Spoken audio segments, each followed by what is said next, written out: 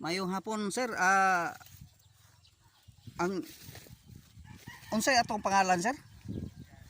Cornelio Canilio. Cornelio Canilio.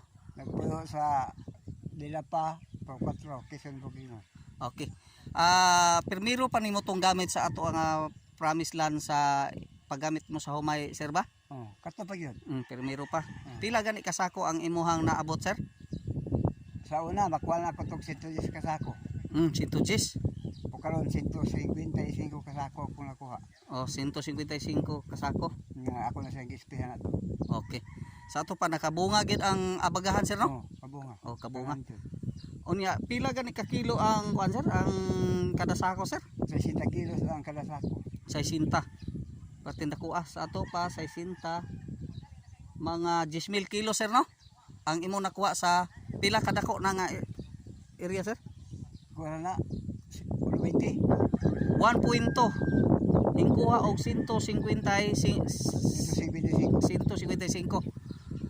mao na mga farmers viewers ang atong promised land nindot kaayo siya og resulta sa humay gani matod pa ni Sir Cornelio nga Canilio first time niya sa iyang kinabuhi nga nag-uma di ana nga nakakuha ni adto kadaghan sa mao nga abot sa humay. Karon sir, mangutana na pud ko bahin ani imong kalabasaan sir. Parte daghan nagbunga imong kalabasa Praise the Lord. Grabe ka dagko otro.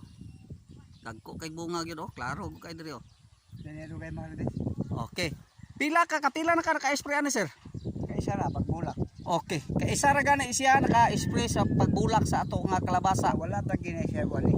Wala pa gid ulan ni. Wala. Sa ato pa nakaabuno ka ni, wala pa giipik sa abuno ni. Wala.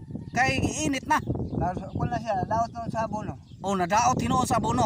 Pero pag spray sa atong foliar nakalahutay siya, naulian, unya tan-awan ninyo ang kalabasa mga viewers farmers. Tuay kalabasa sa silingan, grabe kahinlo. Pero nangamatay ang uan niya, gagmay pagig kayo og bunga. Pero kini perti daghan nagbunga.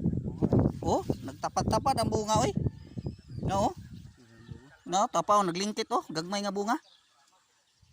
Muna unsa may imong ika-istorya kabahin sa kuan sir sa mga kauban nimo mga mag-uuma dire? Ako na lang ibitahon nga o magalit na magbasak. Ang kalbasa.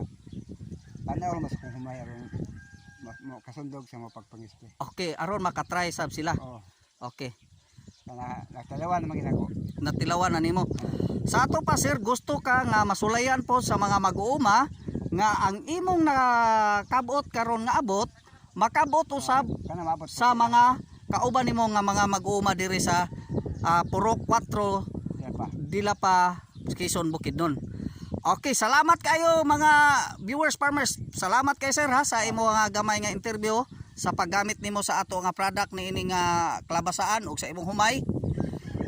Mga viewers farmers, gusto lang si Sir Cornelio nga makatry mo. Ila na usab kanamo mga maong technician sa maong product.